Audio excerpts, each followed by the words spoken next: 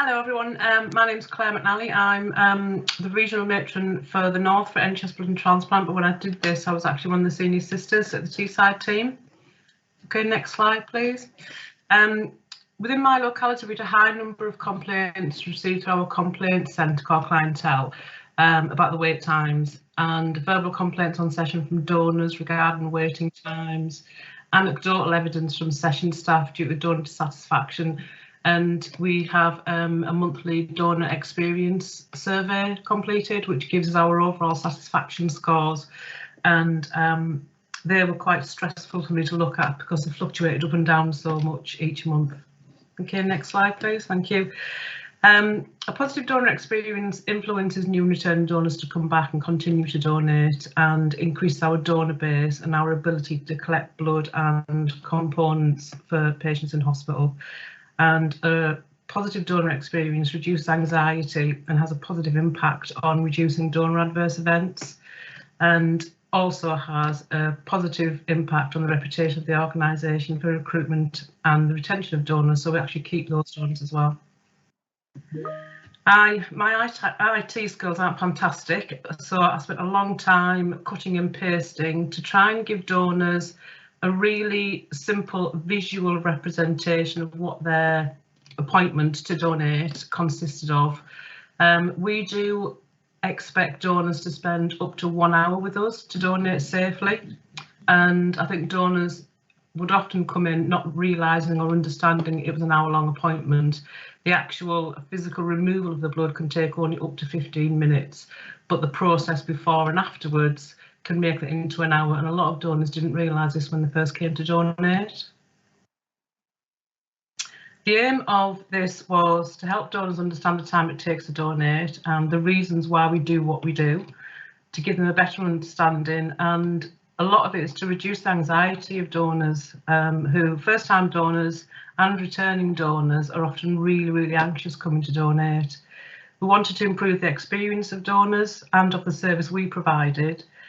We also wanted to know what information donors wanted to see on session. There's an awful lot that donors have to read when they come to see us.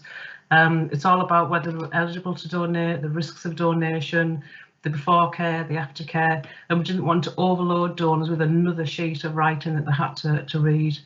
And we also wanted to reduce donor complaints and improve donor satisfaction as well. The pilot consists of 2 teams, one in Teesside, one in Cumbria, so we could compare results from a wider demographic of donors. So it was introduced on 2 individual teams, and a concurrent audit was completed by both teams for 2 weeks. We got a total of 200 donors, that's 100 from each team, and they were asked to complete the audit, and it was new and returning donors and regular donors. And donors were also given the option to leave comments on the audit form, and then they were all sent back to me for data collection. 100% of the donors said that the Clockface diagram was easy to understand and that it explained the donation process clearly. We wanted to make sure that what we put out there actually did what it was supposed to do. And 100% of donors said that Clockface gave them a better understanding of the donation process and the time it takes to donate as well. Overall, 86% of donors, including those who responded not applicable as in they weren't anxious in the first place, said that Clockface made them feel less anxious about the time they were waiting, and overall 90% of donors said they felt more satisfied with the service they received. 95.5% of donors were satisfied with the amount of information provided on session. Some comments were around how they could go on and be a platelet donor, but we were very conscious of the fact we didn't want to overload donors with too much information to read, because the priority has to be our welcome booklet, which is a legal requirement that all donors have to read on session.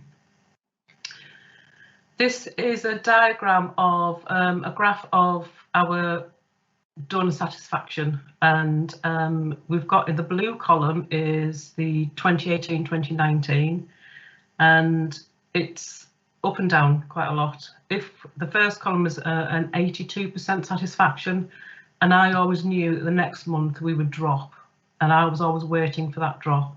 There was never any consistency in the donor satisfaction scores, although what we did pre and post donation was consistent and always the same, so there was something that we had to do something to improve it. Following the introduction of the Clockface. This is just 2018 on its own, just to demonstrate the ups and downs of the donor satisfaction score. The next slide is the overall experience compared with the national scores. So the blue column is our individual team scores, and the orange column is the monthly national scores. So we're consistently higher than the monthly average in our local team at Teesside. December's is missing because there was a problem with the data collection. And the last column for March identifies that our monthly score is higher than national average, but our overall year-to-date score, which is the grey, is higher than the national yearly average. And we've just got a consistently higher donor satisfaction score rather than it being fluctuating up and down. Introducing Clockface to donors with the DHC, which is the questionnaire that you receive before session, and introducing Clockface and all donor correspondence helps donors before they come to us the time to expect to be spent in the blood donation session, which reduces the anxiety due to wait times, which are an expected part of the donation process.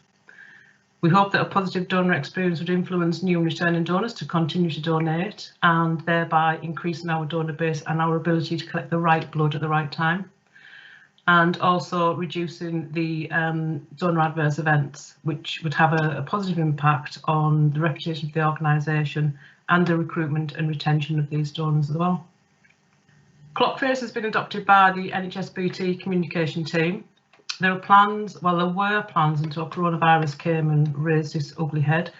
There are plans to introduce Clockface to all donor correspondence, meaning that donors are fully informed before they attend. And obviously there's thanks and recognition to the Teesside and Cumbria teams who participated in the audit.